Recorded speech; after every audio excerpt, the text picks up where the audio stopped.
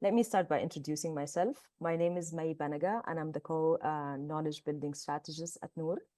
Noor is a transnational feminist think and do tank devoted to building power and gender justice and progressive movement to obstruct the far-right agenda and advance our transformative vision. I'm going to remind myself to speak slowly for the interpreters also. We organize to help bring systematic alternative to fascism, fundamentalism, neocolonialism, and capitalism into reality. And moving on to today's topic, social protection system and policies are often understood as mechanism to navigate oppressive structure and provide a form of safety and security to marginalized people. However, lived realities and data show that they serve as a reflection of the oppressive power structures and their repressive social norm. According to the World Social Protection Report of the year 2001, 2021, 2022, by IOL, only 47% of the global population effectively benefit from at least one social protection program. 53% or 41 billion people lack any income security from their national social protection system. Only 1 in 4 children receive any social protection benefit. Furthermore, nearly 45% of women with newborn worldwide receive cash maternity benefit, and just 1 in 3 people with severe disability receive disability benefit. Coverage of unemployment benefit is alarmingly low, with only 18.6% of unemployed workers worldwide effectively covered. Despite 77.5% of people above retirement age receiving some form of old pension, significant disparities persist across regions, between rural and urban, and between genders.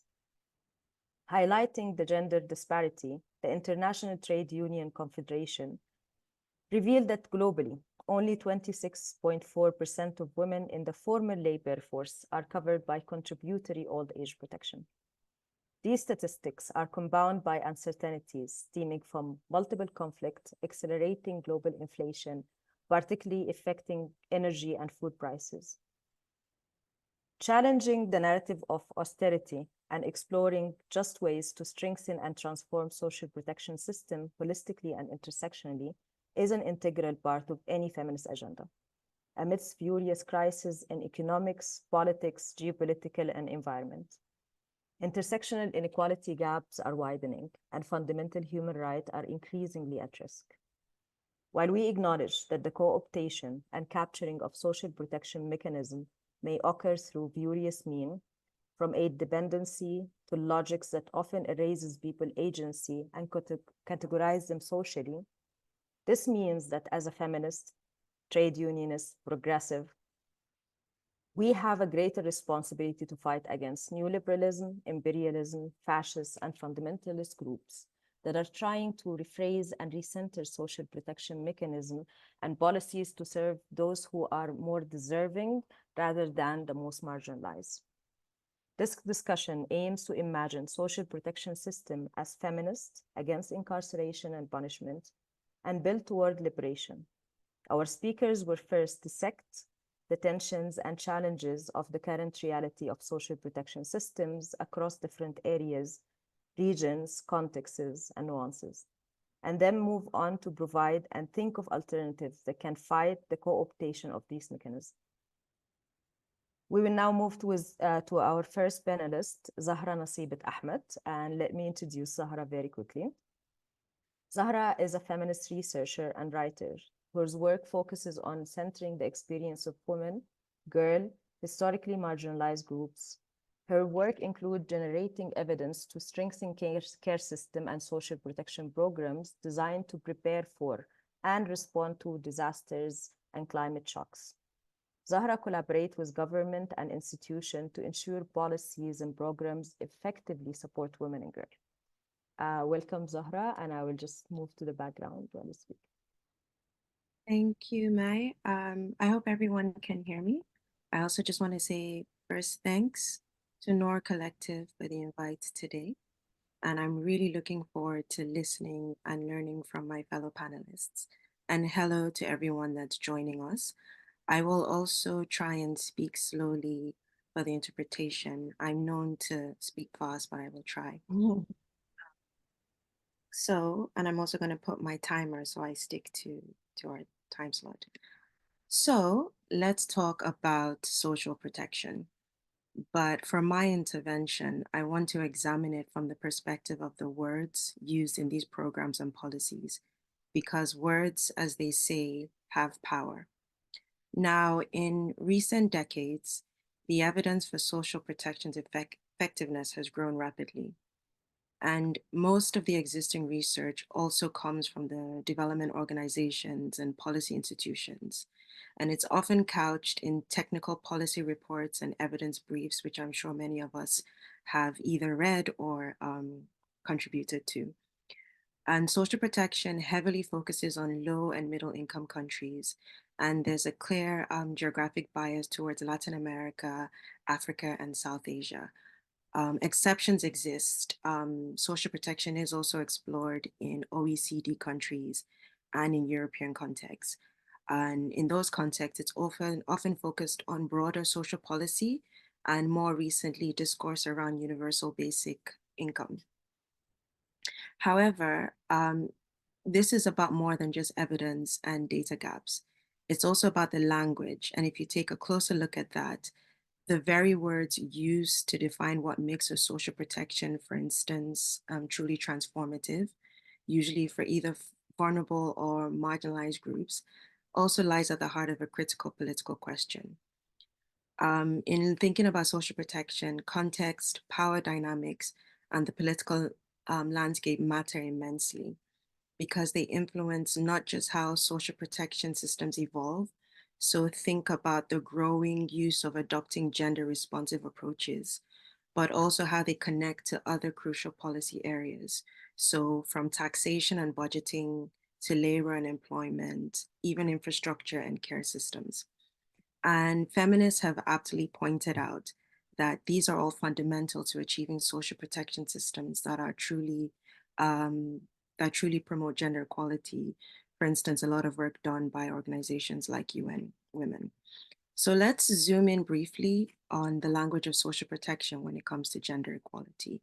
If we read a lot of the reports that are out there, we have terms like gender responsive and gender sensitive that are sometimes used interchangeably. And more recently, gender transformative is gaining traction. These terms can often get confusing in practical and policy terms. There's also, I found, a lack of consistency in how they're used, even within policy spaces, even in academic spaces. And these inconsistency in the use of the terminology matters. Why? Because as mentioned previously, a big chunk of writing on this topic comes from large development organizations. And sometimes research directly tackles gender issues in social protection, but they don't use these specific labels. There are also differences in the approaches that, say, a development bank or a UN agency would use versus what a smaller feminist organization would in these spaces. But research really needs to be anchored in the everyday experiences of a given system social protection recipients. So who is actually receiving the benefits, how, and why. And when we start looking at the individuals within these programs, it may also reveal a very different picture entirely. So why should we care about these terms? Because the words we use also shape the reality that's being created. And the political nature of defining gender transformative or responsive systems also has to do with who is at the table. So how can we ensure that these spaces are really being held accountable to ensure that those who really need access to social protection? In Mai's introduction, she talked about who, was it 40% of people have one or more social protection, um, access to one or more type of social protection. So how do we ensure those who really need it fully get the attention they deserve? How do we ensure that the missions and ideologies of agencies and institutions do not actually color what is really needed in practice? So a bit more on why words matter. I want to take us briefly back in time to the 2008-2009 financial crisis. And in its aftermath, economist Miriam Rubry wrote that it was time to develop a feminist agenda for building a new social and employment order. At the same time, she cautioned that without control over how policymakers would use this agenda, and without a fully developed plan for a more socially just and gender inclusive system, feminists were at risk of leaving a vacuum to be filled with unfeminist policy, at worst furthering a neoliberal order. So if we fast forward to today, crises like the pandemic have shown us just how vital social protection is. The negative impacts that COVID-19 had on different groups, including women, including marginalized groups, it motivated an unprecedented level of global advocacy also for gender responsive and gender transformative social protection systems to support people during times of shocks and vulnerabilities. And yes, there's been increasing advocacy for social protection systems that address gender inequalities. But from my perspective, we can't just go around throwing terms like social protection and hope for the best. So going back to Rubry, who was also quoted in a recent article, we cannot expect to arrive at a gender equal world without either knowing what that world might look like or identifying policy agendas for welfare and employment reform that might move us in that direction. So we need a broader focus, not just a singular social protection instruments, often cash transfer, because the focus is usually on on cash transfer and not the broader types of social protection systems, including pensions, including social care services, and so on and so forth, where these different components of social protection systems also need to talk to each other and be synchronized across policies, programs, and other aspects of it. And I'm not the first to say this. Feminists have always offered powerful insights within this area. I'm also probably not the first to say that sometimes good intentions aren't enough. We can design these social protection systems with the best intention and with the best hearts, but the words we use can also perpetuate inequalities. So imagine a program that's meant to promote gender inequality, but the language itself could exclude or reinforce traditional gender roles. And in line with the warnings of Rubry, not all of these policies will be favorable to feminist agendas.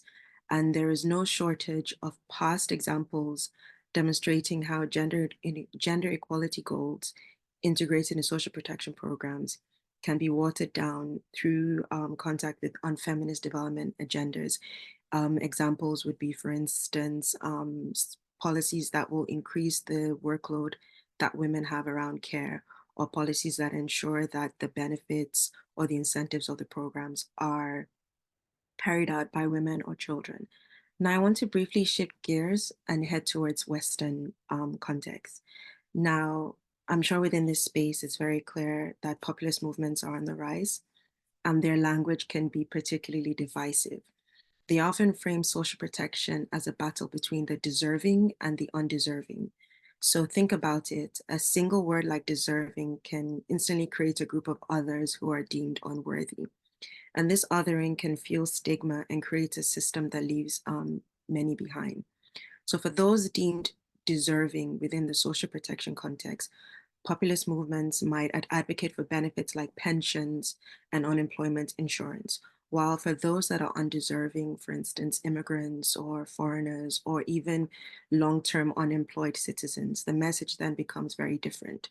They're seen as a drain on resources, and their access to support is often conditional and laid with suspicion. So the promise of social protection is a human right for all, and it can come under threat when powerful forces play dangerous games with words and words that fuel inequality. And these same forces wield broader social policy like a political tool. So shaping society to fit their own agendas and ideologies along nationalist, patriarchal, or other lines that either divide or exclude. And while these ideologies are present in Western states, it's also important to say that there is a contemporary or a global rise in right-wing populist authoritarian movements, US, UK, India, Turkey, Brazil, and beyond. And many have assumed that the page has turned around social protection because we have organizations like the World Bank and the IMF that are engaging in these agenda, even though these often sometimes happen alongside austerity and reform programs that are being pushed by these organizations. And these are often common themes around the world. So, for instance, refugees are often excluded from social protection programs in many parts of the world.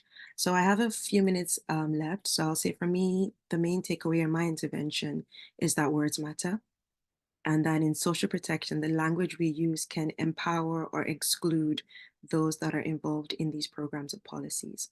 So it can either enable or constrain the goals of social protection, particularly when it comes to gender equality.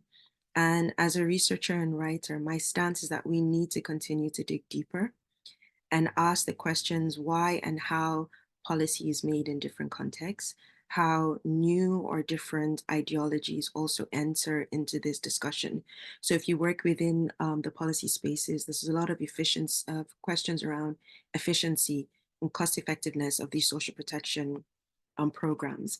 It's also important to understand the political dynamics and the power dynamics at play, the bilateral and multilateral donors that drive the social protection agenda.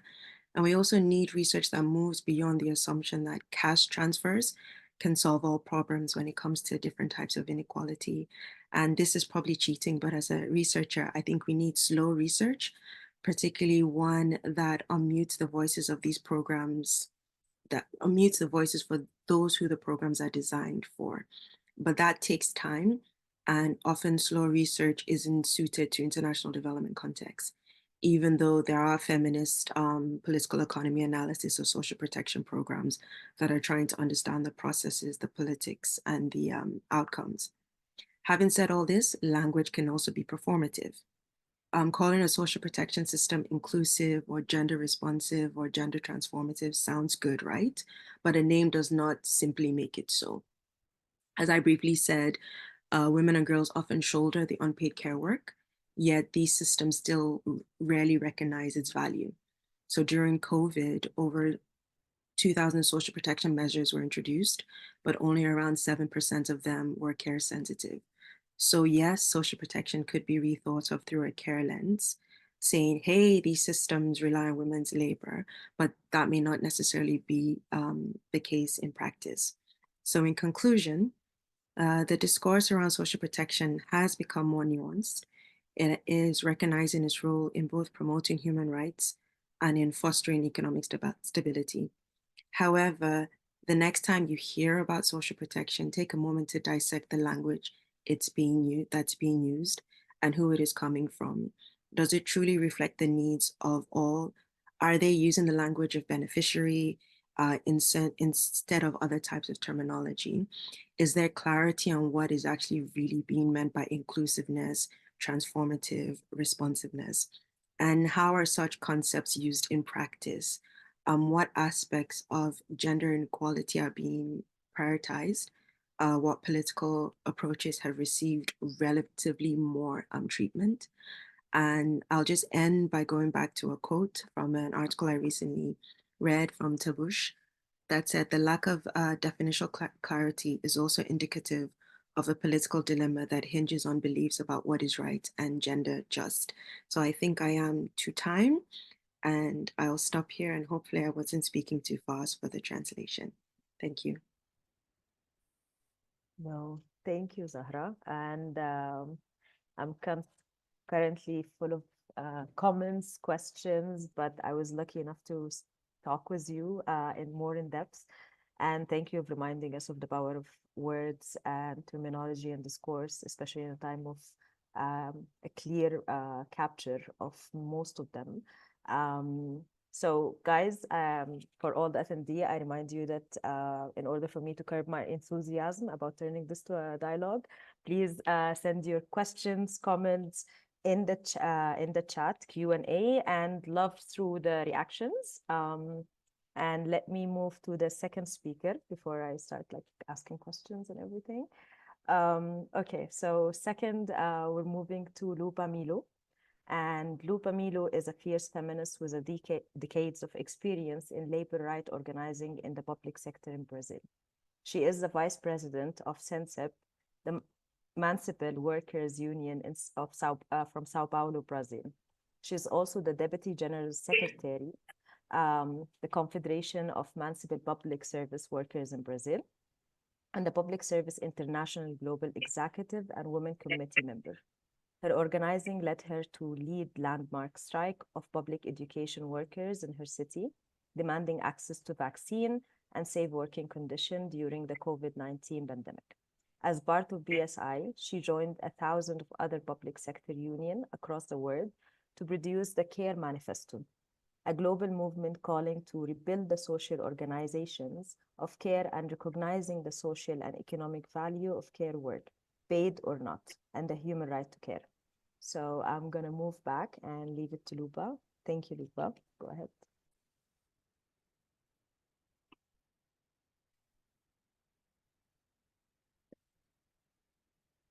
Olá, companheiras, me escutam bem? Ok. Muchas gracias por la invitación, toda la equipe de Nor, de Mai.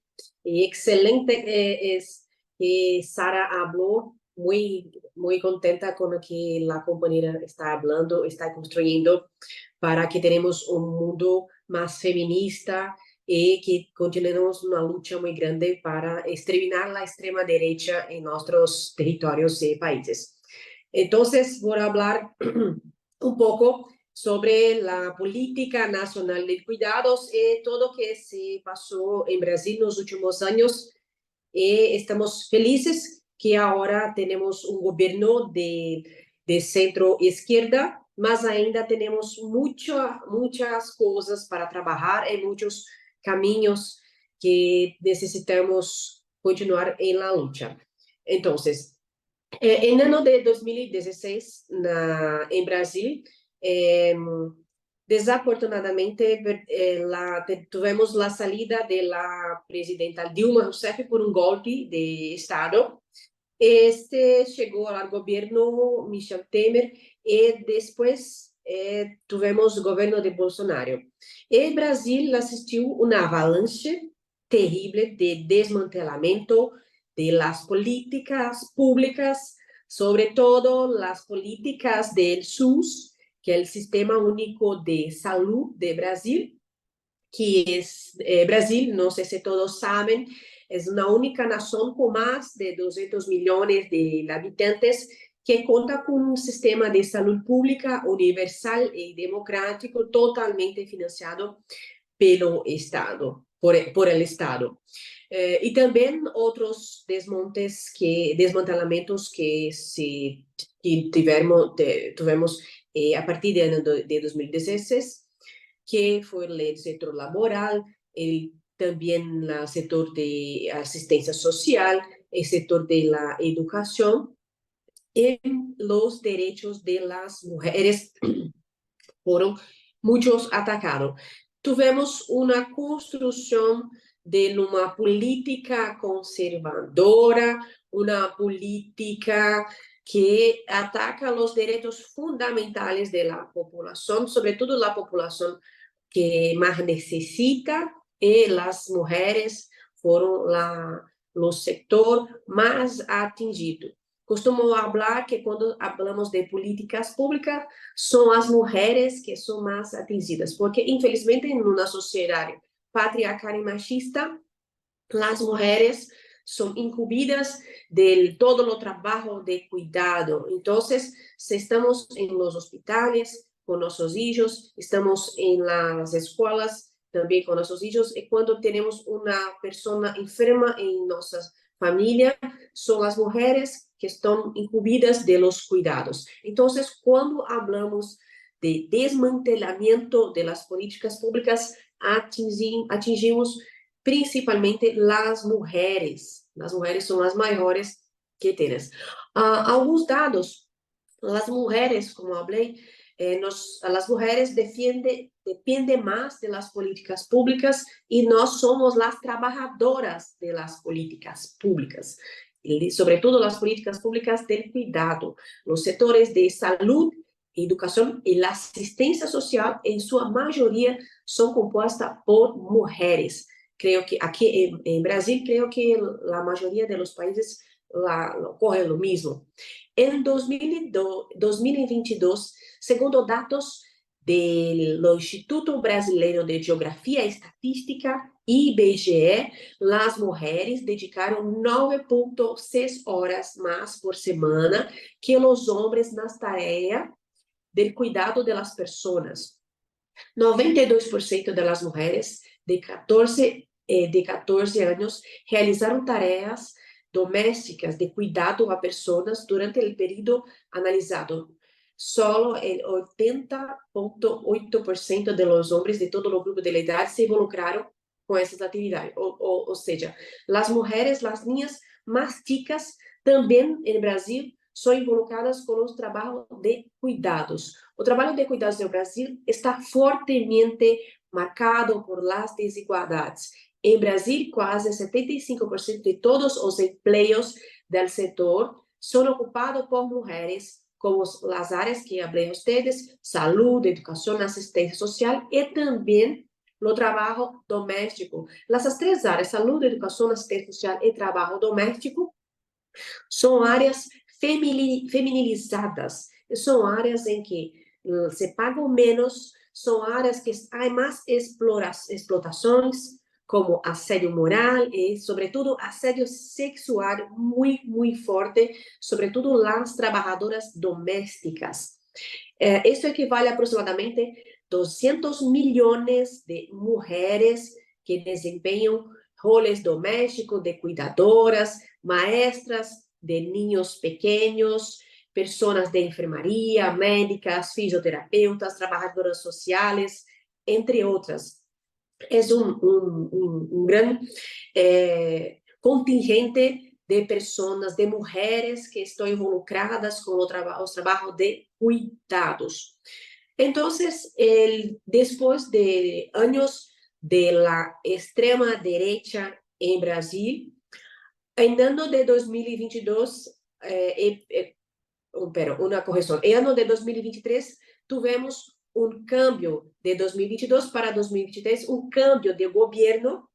Agora temos governo do campo centro-esquerda, que Lula está à frente, e temos também uma ministra, Cida Gonçalves. Pela primeira vez em Brasil, teremos verdadeiro Ministério das Mulheres. E as coisas começaram a cambiar pouco.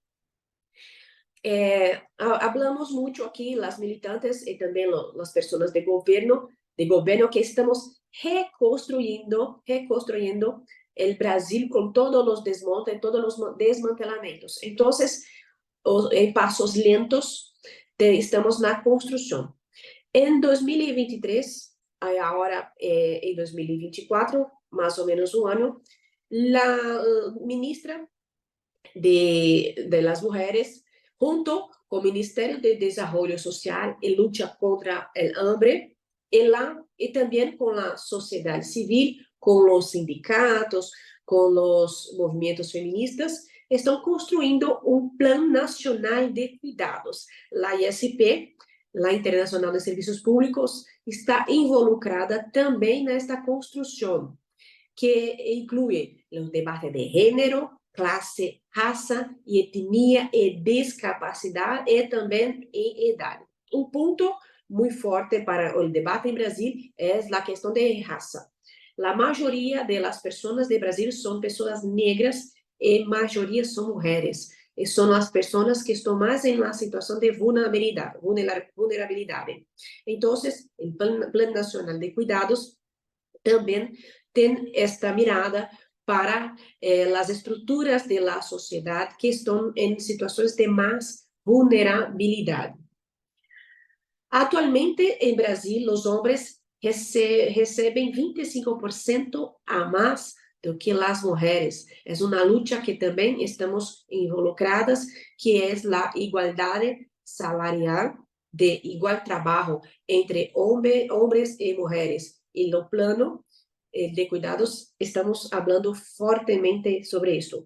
La ISP, junto com as demais entidades sindicais, hablamos fortemente que se estamos construyendo un plano nacional de cuidados, tenemos que ter una mirada para los servicios públicos y para las trabajadoras de los servicios públicos también, porque en Brasil las tres áreas de servicios públicos primordiais, salud, educación y la asistencia social, son áreas dentro de los servicios públicos feminizadas e, como eu falei a vocês, são áreas precarizadas, que estão em um processo muito grande de processo de precarização,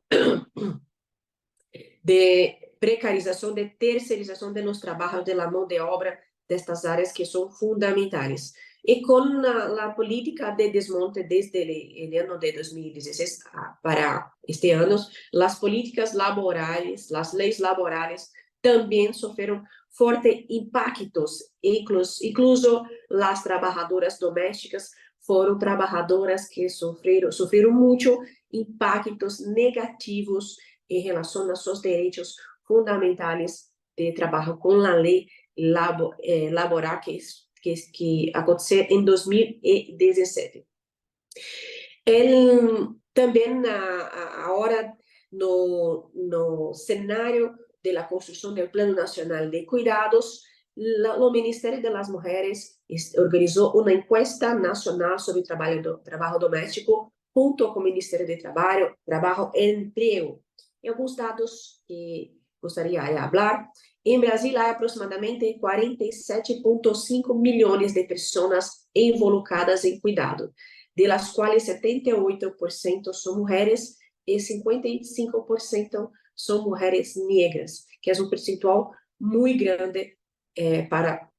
Por isso eu queria falar com vocês como é importante que quando falamos de trabalho de cuidados, de precarização deste trabalho, temos que fazer um recorte de gênero e acá em meu país também um recorte de raça, porque as mulheres negras aqui em Brasil são as pessoas que mais sofrem com todos os desmontes, seja os desmantelamentos das políticas públicas, mas também os desmontes das políticas laborais.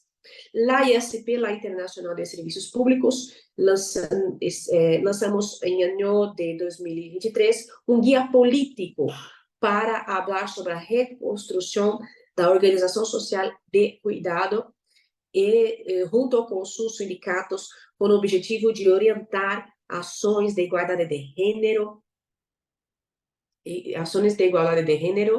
e todas as ações fundamentais para que nossos sindicatos empeçam a debater e a discutir sobre a importância da organização, da reconstrução da organização social de cuidados.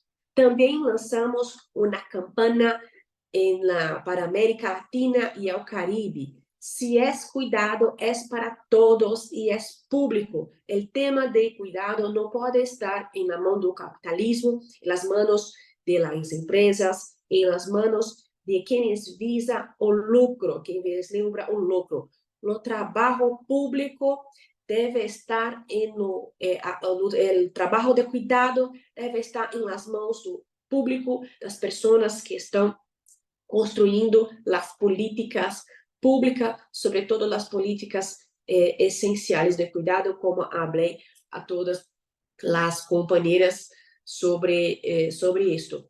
O mundo, companheiras, o mundo vive uma crise e o centro estão os cuidados de las mulheres. Estão nas mãos de las mulheres a reconstrução de los cuidados, a reconstrução da organização social de cuidados. Então, é a hora de começarmos a pensar como iremos construir a luta para construir uma organização social de cuidados para todas las personas, para todo el pueblo, sobre todo los pueblos que más necesita la población más vulnerable, las mujeres, los niños, las personas con discapacidad y las personas que más necesitan de las políticas de cuidado. Las políticas de cuidado es fundamental y debe estar en todos los programas de gobierno, los planes de gobierno de todos los países como algo fundamental,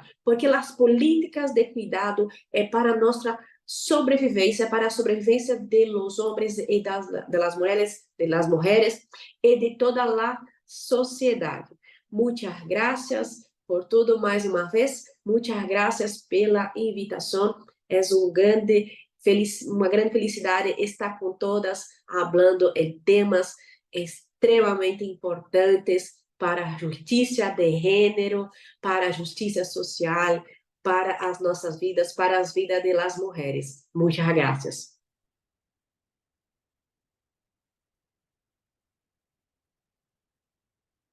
Thank you, Lupa. And thank you, Carla, for making sure that, the rest of. Okay, so again, I will hold myself from throwing questions and comments, but the Q&A box is open. Also, the reaction is there. People can see you, see the heart, see the love and everything. So with our final speaker, we're going to move to Hazel, and let me do a quick introduction.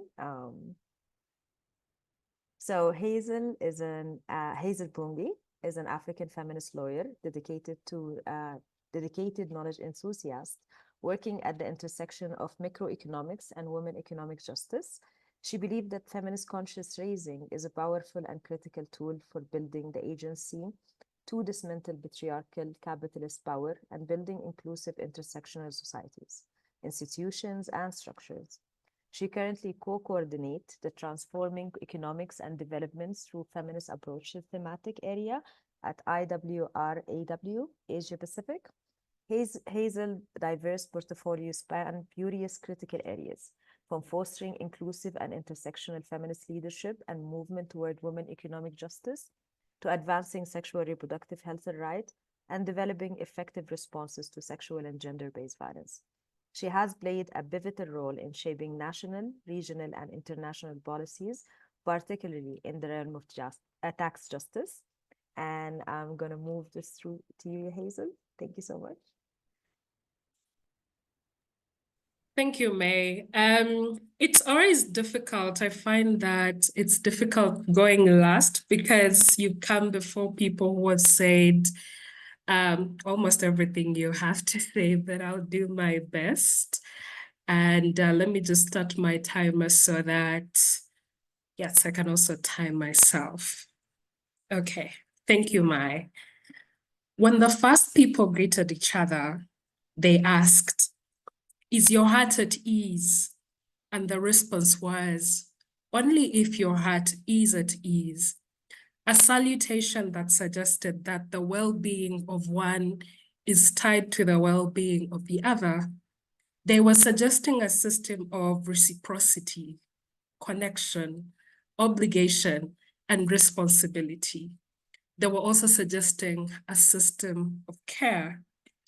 This is an excerpt from a collection of poems called, I don't know if you can see it, In a Time Not So Far Away. It's a collection of poems on imagining an African feminist economy written by Agazit Abate under the auspices of the Nawi Collective. So if you haven't read it, I implore you to. This excerpt gives me a great segue into my conversation today. Hi, everyone. As introduced, my name is Hazel Birunji, and I'll be speaking on social protection in Africa. So how did social protection look like before colonialism? So the history of what constituted social protection in pre-colonial Africa is complicated, majorly due to one, lack of documented data, as traditions and customs were passed on orally, to how vast and diverse the African context is, and the fact that the term social protection is considered relatively recent. So until the 1990s, social protection essentially meant providing a safety net for the most vulnerable members of a society against either adverse personal circumstances or livelihood shocks. In the book, in a time not so far away, there's this one phrase that is like a golden thread: the harvest was mutual, i.e. everyone put in as much work and everyone benefited mutually. So these measures were both formal and informal and were undertaken by both public and private actors. Social protection was grounded in the principle of Ubuntu, I am because you are, the principle that entails the interdependence and interconnectedness of all human beings. Ubuntu stressed the importance of community, collectivism over individualism, asserting that society gave human beings their humanity. So pre-colonial protection across Africa varied in form and in structure. In ancient Egypt and Islamic West Africa, formal relief systems existed, while in other places such as East Africa, especially in Buganda, reliance was mainly on family networks and personalized charity. So family played a crucial role in social protection, although its structure varied widely. In places like Central Africa, institutional care was relatively higher, with kingdoms like the Kuba and the Bemba maintaining storehouses and warehouses to support, storehouses and warehouses to support and provide to the needy. So chiefs were often approached for assistance, and secret societies also played a role in caring for struggling individuals. We also had a little bit of religious practices influencing some of aspects of social protection. For example, in parts of West Africa and Ethiopia, where personal relationships were prioritized over institutionalized systems, and Islamic charity forms like zakah were limited. While Islamic charity forms like zakah were limited, personal almsgiving was common and seen as prestigious. In Ethiopia, Christianity emphasized charity, particularly during times of the agrarian crisis. So that's a little bit of what social protection looked like before colonialism. Now enter colonialism. So how did social protection look like during colonialism in Africa? So first and foremost, active social policy, social protection was not on the agenda of the early years of colonial rule. The social protection schemes that existed were exclusively for citizens of the metropolis working in the colonies or for white settler populations. So I think now we begin to see the who and by whom, yes? So the assumption was that traditional forms of social protection would take the place of social security by the state, something that they labeled traditional African solidarity. So whereas the colonial regime disrupted the social and economic fabric of pre-colonial Africa, they still expected the traditional ways of welfare, i.e. the Ubuntu, to continue.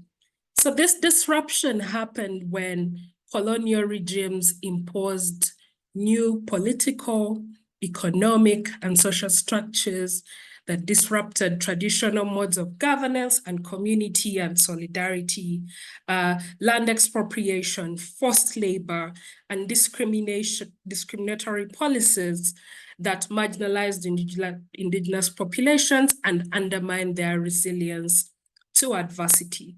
So colonial administrations introduced limited forms of social welfare, often motivated by the need to maintain and supply labor for colonial enterprises rather than genuine concern and welfare. So the essence of providing all these was not towards the welfare or the well-being of the people, but it was to enhance productivity in the colonies and increase efficiency in the agriculture and the industrial sector. So you'd find that it was also when in the 1990s, then we now see that social protection was codified during this period. And by that, I mean it was now written into law. So we had decrees concerning industrial law introduced that one introduced the duty of employers to guarantee medical care of their employees, small compensation paid by employers to their employees in the case of industrial accidents, and introduction of Provident Fund for low-ranked officials that provided small payments in the case of retirement or premature inability to work.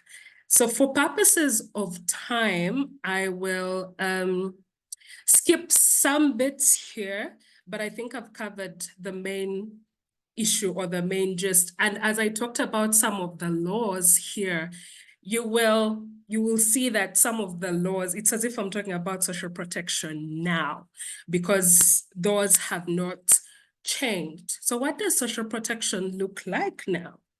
So one, I must emphasize that social protection as we have it now is still rooted in colonial practices. So, and despite that, as it was then, is what it is now. So one, we see that social security and protection coverage remains limited. And the most ILO estimates show that Africa has the lowest social protection coverage in the world at 7% of the total population. And this is largely attributed to the prevalence of the informal economy as the principal source of employment, as well as underinvestment in social protection. So as is the norm for most African governments, international regional ILO conventions and declarations towards advancing social protection for all have mostly stayed on paper. And that is one of the things that I think Zara was saying about language being performative. The latest available data shows that most African inhabitants, most African citizens have no access to social protection systems. And it's estimated to be as low as 17%, as May suggested. So you'd find that social protection now is mainly a privilege enjoyed by those in the formal sector, with 13.9% of the labor force affiliated with contributory social security institutions. Workers in formal employment are, by nature of their job, most commonly not covered by social protection or labor regulations, making them vulnerable in the event of unemployment. So say two more things in the interest of time to jump to my last one. So the benefits of social protections for men and women differ. Coverage is usually broader for men than women because majority of women are employed in the informal sector. And for the women that are covered in the formal sector, the benefits of what service you have access to is limited. For example, health insurance not covering medication or treatment of social reproductive and health right issues.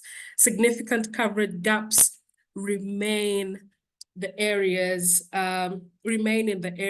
of maternity protection, unemployment protection, and disability benefits. My last point under here would be that the prevailing social protection policies do not cater to care work in the African context, from beneficiaries being limited to the immediate next of kin, and some benefits being tied to whether you're married or not, and your sexual and gender orientation. And so what are some of the new ways, or what are some of the new visions? How can we then move forward and envision better social protection for all? So one is that social protection should be approached through a nuanced, inclusive, and intersectional lens. So social protection measures, policy, and entitlements must acknowledge that one, everyone has their unique experiences of discrimination and oppression, and that we all require varied safety nets due to our multiple identities. There is no one size fits all. We thus need and must call for comprehensive intersectional systems, structures, and entitlements implemented through structures that promote coordination of all protection initiatives throughout the life cycle in a coherent system. Two, social protection through a rights-based approach prescribed by national law. Social protection should be embedded as a legal prerequisite and entitlements comprehensively prescribed by national law. For this to happen, this requires the grounding of social protection systems in a strong legal and institutional framework that ensures both program stability and the recognition of all beneficiaries as right holders. So although most African countries have enshrined the right to social protection in their constitutions, many of the existing social protection programs are not embedded in the law. It should not just be on paper. Governments must walk the talk. Social protection must be financed by sustainable financing systems for the benefit of all. When governments, through progressive realization of rights, restrict public spending, essential dimensions of social protection are affected. Social protection financing should be built around taxes and not from wage contributions. And what this does is that it ensures that financing the social protection system is integrated as a crucial element of a country's economic ecosystem.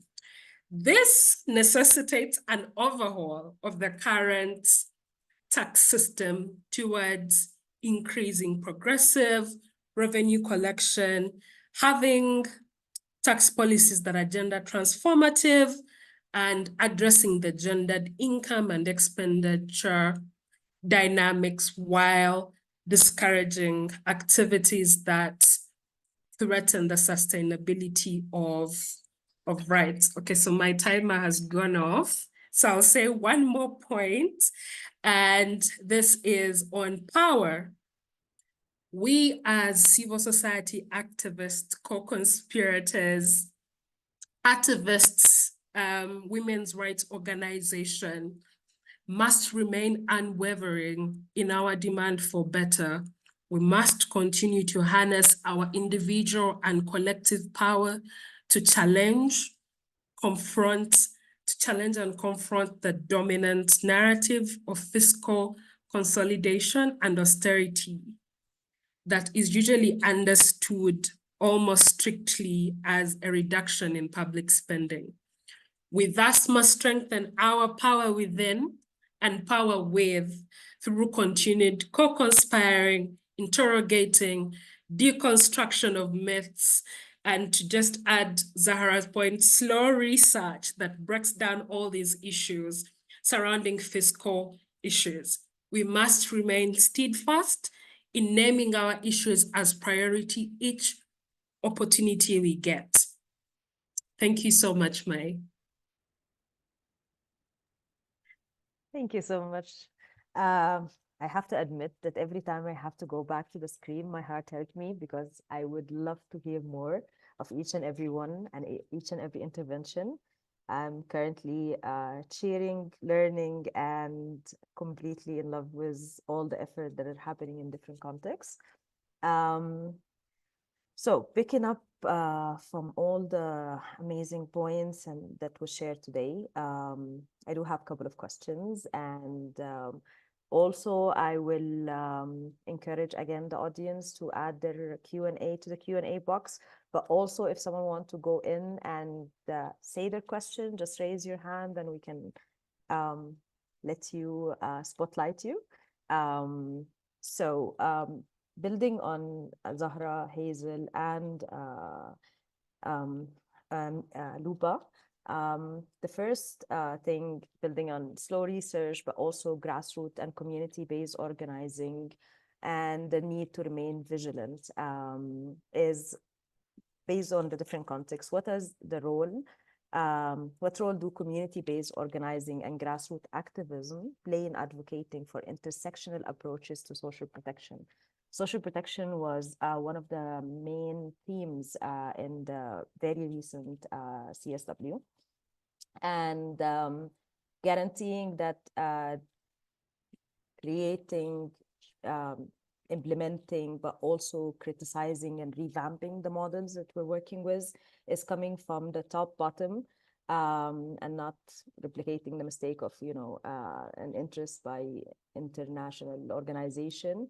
How can these models be better supported and replicated? And especially that we talked about that, the nuances in conflicts make it hard to have one size fit all, but also a political line that can hold together the ability to replicate and learn from each and every context and experience. I'm going on, right? I'm not asking. So if anyone want to go in and tell us more about this, but also, just, or I can just unmute people. I have a power. It's amazing. I love it. I can go briefly from a research Please. perspective, but I would love to hear from the others who are more, based in the communities. What I've found from the research I've done in different communities is that most of the time when it comes to social protection, it is the grassroots organizations that are very aware of who is in the community, are very aware of what is needed and what isn't needed. They also can speak the language that the people understand. So they don't come in with the large discourse and sorry, my Nigerian is coming in here, and the grammar, the big grammar that a lot of these organizations use. I've also found that they're more trusting, community are more trusting of those that work in the organizations that they work more closely with. They have faith in them because a lot of, and this is as a researcher who has worked for many big organizations, a lot of times we come into these spaces, get information and leave, and you have no idea when that person is coming back, what that person is using that information for. Whereas with CBOs and grassroots organizations, the community sees them repeatedly. They know they can trust them. They know they can answer their questions. They know they can go to them. So I do really think social protection as a community needs it more. And I know at least within the UK, for instance, donor space, I can't speak for other donors, they're also talking a lot more about local actors and working closely with local actors. But again, what does that look like in real life? When you have the funds that are coming, where are the funds being channeled from and to who? Even within those the local actors, who are the faces? So I really like, Hazel, when you said to who and by whom. I think it also just translates within this context to who is making this decision and by whom, even within these organizations. But I'll stop there because it'd be really great to hear from the other panelists who are actually, working with these organizations. I can go next. And this is a very interesting question, right? Because this is a question I wanted to throw back to the people, right? Because if we go back to So for example, in Africa, before, colonialism and the codification of all this, are you well? I'm well if you are well, right? So we all had responsibility for each other. So where did the mismatch came in? The mismatch started coming in when we were classified.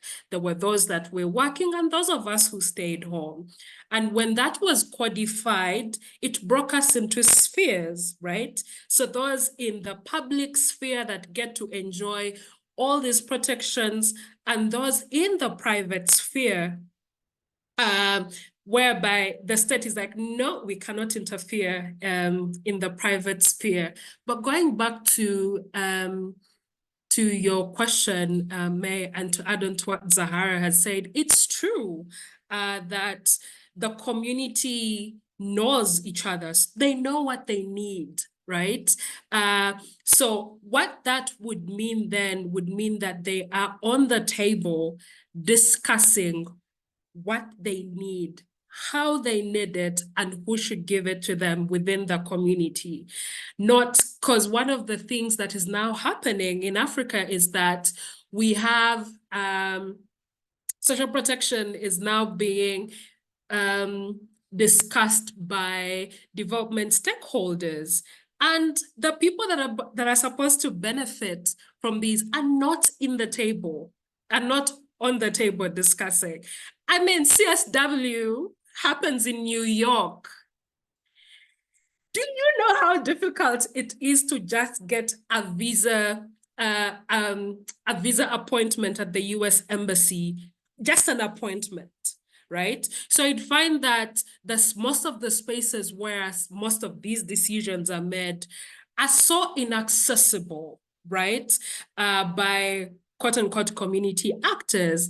And then you'd also find that there is a very big gap between those of us that are working on, at the international scale and those that are working at the community scale. And that is why now I think most donors are going back to say, okay, we need more community actors.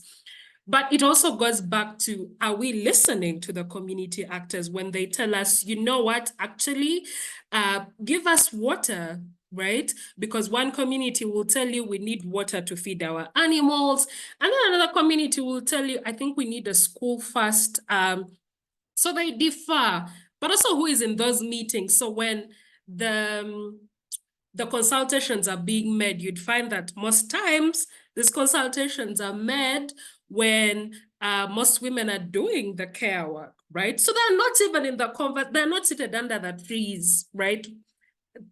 So they have husbands who go and make this decision. So we must be very, very intentional in terms of including, right? Because inclusion is love.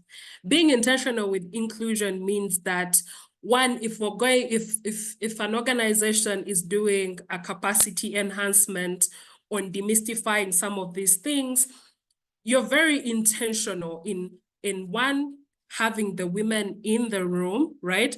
But also, again, walking the talk. If they're not in the markets and whatnot, are you going to refund, right, their time and whatnot? Because all that gets into that. And lastly, I think most of us are guilty of using big pompous words that make some of these issues very complex for others to like get into, right? So you'd find that someone knows what they want, but because they don't know this technical language, or you get into a room like, what's the data? What's this?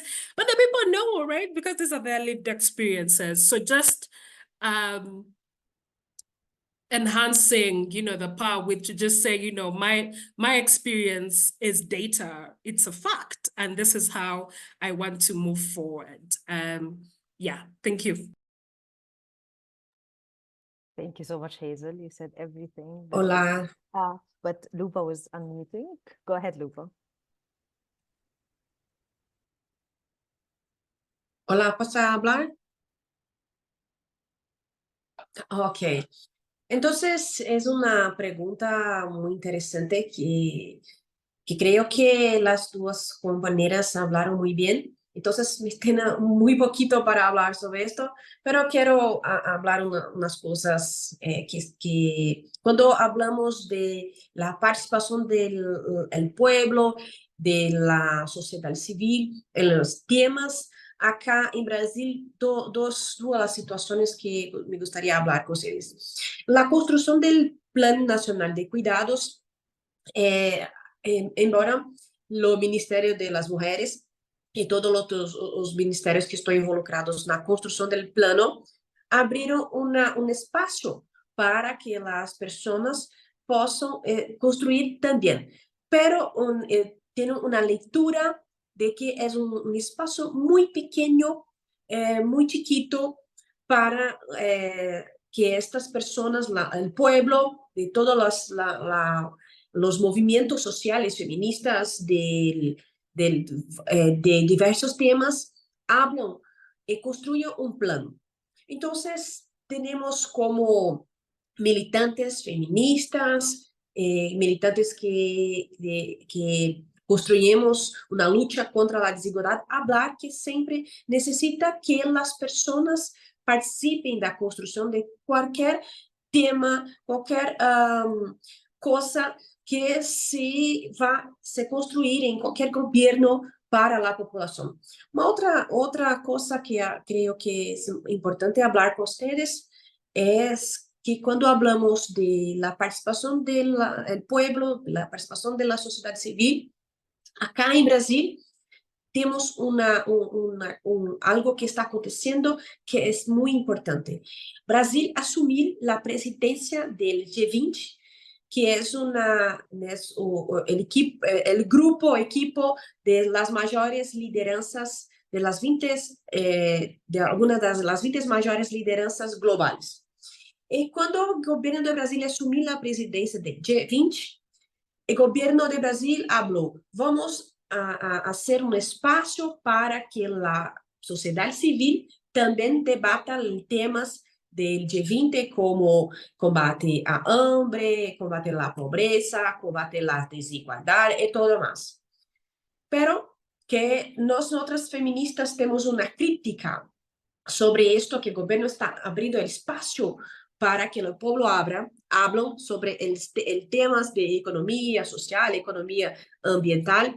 Sí, es importante, creo, totalmente importante. Más nos que somos feministas, sindicalistas, estamos construyendo y vamos a hacer un cumbre de los pueblos para también debatir paralelamente o que se están construyendo en los temas de G20. En los temas de G20, okay, hablamos acá con el tema de cuidado, el tema de desarrollo social de las personas, sobre todo las mujeres. Es un tema fundamental que están construyendo en el gobierno de Brasil, que ahora está en la presidencia de G20. Estoy hablando, saliendo un poco del tema, mas no podría dejar de hablar a ustedes que en Brasil, en el año de 2024, la construcción del tema de G20 es muy importante para nosotras y es muy más importante que el pueblo brasileño esté involucrado en las construcciones de los temas que son fundamentales: combate a hambre, combate a la pobreza, combate a las desigualdades y todas las cuestiones que son muy caras para nosotros, sobre todo también la cuestión ambiental, que es un foco extremadamente importante para el pueblo y sobre todo para las mujeres. Entonces son temas que estamos debatiendo con el pueblo brasileño. Muchas gracias. Thank you so much, Luba, for reminding us of the need, but also the effort that are happening in creating. We're not on a table, we create our own table, and that's important constantly. So I have a couple of questions, but I would move to Isabel because she sent a while ago in the Q&A, and let me read it out loud for everyone, of course. This is from Isabel Marler. Thank you for the excellent intervention. I would love to hear any of the speaker reflect on the solidarity strategies. Some example from the UK where I am. after public workers were striking for better pay, the government granted the pay rise, but said they would raise the money, but taking away the money that support refugee and asylum seeker, as usual.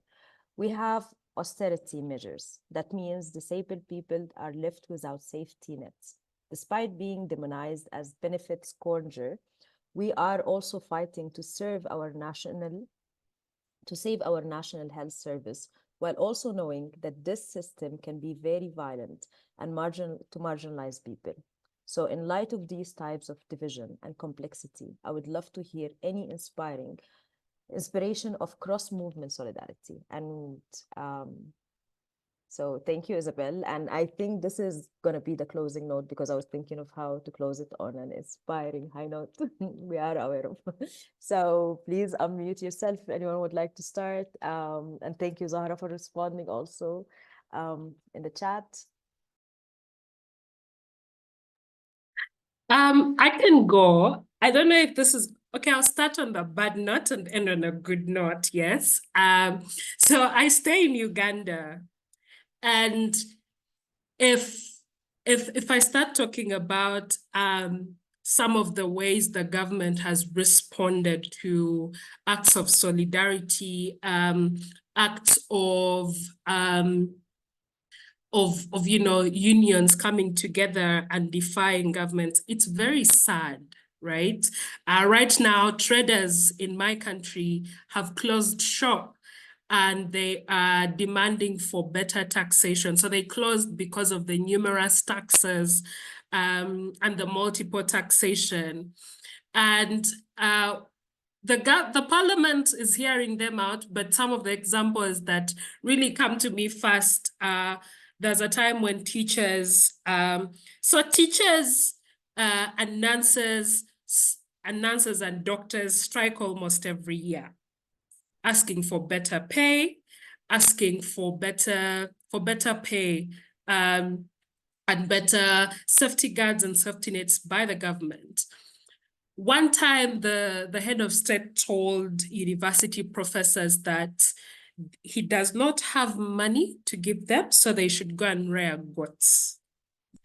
So we live in a country where the response to unionization and asking for accountability is, the response is usually you either, like, you're going to be mocked, right? You're either going to be mocked or imprisoned, or with threats of, so the unemployment rate in my country is also over the roof.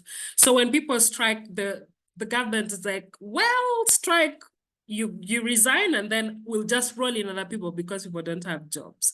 So I find that we are in a system of things just not working, and that's how the government is thriving, right? But on the other good note, on how some of the practices, for example, back in my village, small village in southwest Uganda, you'll find that people have, for lack of, like, circles, right? Groups where they collect money. And sometimes the groups are very dedicated. So collecting money to share for Christmas, or collecting money to help a family that has lost a relative. So you'd find that there are certain Ubuntu practices that are coming back or that have existed. They are not codified, but are existing or have existed for a long time, whereby the community members come together and share harvest. They come together and talk about some of the problems they have. They come together and collect money to, there was a project, again, I can speak for my village because that's where I come from. That's what I've experienced. And I've not done research on what happens in other regions, but I know that this also happens in other regions. So for example, when back then we didn't have electricity, we didn't have water, and it was the villagers who came up and collected money, and then, like, they sourced all that, which in the current state of how our state is run shouldn't be the case, because when government, decentralized systems, it took power, it took over. So it's government who is supposed to provide all this, but it's not doing that, right? So you find that because we cannot rely on an already failing system, the things like that that communities are doing to take care of each other. So that those are some of the practices that exist. Yeah, also now, for example, for the traders that are rioting, that have closed shop, they're being represented by an association, right? And so you'd find that these associations are the ones that are now advocating for everyone else. And so I think those are some of the successes that I can speak to. But just my last point would to just emphasize that it is really sad that now NGOs, civil society, and are doing work of the government, right? Which shouldn't be the case. And that is why in my intervention, I said that Social Security should be funded by taxes, because everyone contributes to taxes in one way or another. And that's a very sustainable way of, financing this. And then we can also continue to hold our governments accountable, because we are still contributing to the pot that is supposed to ensure that we have all these safety nets.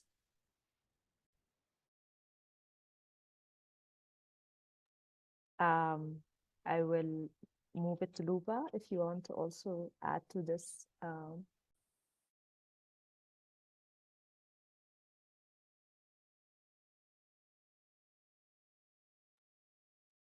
Hola, compas. Yo creo que es importante hablar que la solidaridad es una cosa extremadamente importante. Mucho en Brasil se pasó con el tema de solidaridad entre todas las personas, sobre todo que el proceso de la pandemia, cuando las personas estaban en una situación muy grave acá en Brasil, y tenemos que construir apoyos en las comunidades, apoyos y con las personas, sobre todo las personas que están en locales con más vulnerabilidad. En Brasil tenemos ejemplos de construcción de la solidaridad múltipla en temas de salud, como se pasó en Río de Janeiro, en muchas comunidades, que las personas construyeron junto con las equipos de salud un plan de acción para que las personas que residen en las casas con más dificultad tuviesen lo mínimo de cuidados prácticos con las cuestiones de combate al COVID. Entonces, cuando hablamos de este tema, lo que viene en mi cabeza más fuerte en mi país fue en el periodo de la pandemia, cuando las comunidades se organizaron también en temas de la falta de empleo, los temas de la falta de la plata, también las comunidades se organizaron con cosas que podrían socorrer las cuestiones de hambre, las cuestiones de cosas, de falta mesmo de cosas importantes para la sobrevivencia de las personas. Entonces, cuando hablamos de este tema, pienso mucho que como las comunidades, sobre todo las comunidades que estaban más afectadas pelo tema de COVID, posso citar a cidade de Rio de Janeiro, também a cidade de São Paulo, as comunidades que estavam com muitas questões de COVID e também as questões de falta mesmo de recursos básicos. Então, as comunidades se organizaram junto, e isto é uma coisa muito importante, junto com as pessoas que estavam involucradas en temas de la salud, de la asistencia social, estaban todas juntas en esta construcción, una red de gran solidaridad. Y puedo citar también que algunas entidades como sindicatos, como movimentos de mulheres, movimentos feministas também estavam involucrados no tema de construir a solidariedade na rede de solidariedade, neste tema principalmente no momento del Covid, de la pandemia, mas também em todo o processo de desmantelamento que tivemos em Brasil desde 2016 até agora, mais ou menos 2022. Foram foram tempos muito difíceis para todas as pessoas, então houveram muitas iniciativas de solidariedades mútuas, de construção dentro de las comunidades para a própria sobrevivência de las pessoas. Isto é muito rico e temos que sempre falar quanto isto é muito importante para que tenhamos a sobrevivência, mas não tirar a responsabilidade do governo, a responsabilidade de las pessoas que estão em lideranças, que estão à frente de todos os processos, para que isto de fato se construya, para que tenhamos uma sociedade sem desigualdade, uma sociedade que pense na vida, das pessoas, sobretudo das pessoas que mais necessitam. Graças. Thank you, Lupa. Okay, I'm going to move to Zahra without commenting because we're also running a little bit out of time. Yeah, I just realized because of time, and I don't think I have anything that would bolster what Hazel and Lupa has said, but also I put a comment saying the question just made me think of an Audre Lorde quote about there's no such thing as a single issue struggle because we don't live single issue lives. But I do find in a lot of states, governments, they do try and focus on one issue over the other to try and attack others or challenge others. And even working within the social protection space, social protection by its nature has to be intersectional. It has to cut across because the main aim is to address poverty, but you can't address poverty and inequality if you don't address every single thing else that encompasses it. But you do find sometimes in the work that I've done, I've been blessed to be able to work in different sectors. But then you then find out that people use different languages and different terminology for the same thing. And sometimes I found that I've been in different spaces and we're all saying the same thing, but saying it slightly differently. So it's always been challenging where I sit down and just like, I don't understand the language you're using, but I get what you're saying because I do the same thing. So I also think another thing is we also need to learn how to communicate in the language of the other.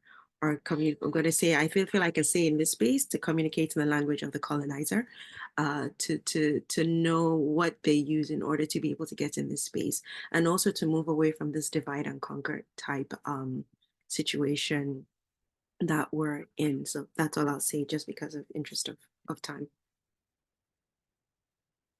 Thank you so much, everyone. And I wish we can do 5-hour panel, but in order also to maintain our energy, this is only the first of a series that goes and delves deeper into the topic of social protection system mechanisms, as Noor is interested and is hoping to connect the topic not only with government and colonial, imperialist, capitalist forces that it's constantly working against us, but also the imminent danger of the resurgent right and anti-rights movement, and how they are constantly, not currently, but constantly are will weaponize social protection system to be for the deserving and everyone who's not in the category because of their class, race, sexuality, even global location,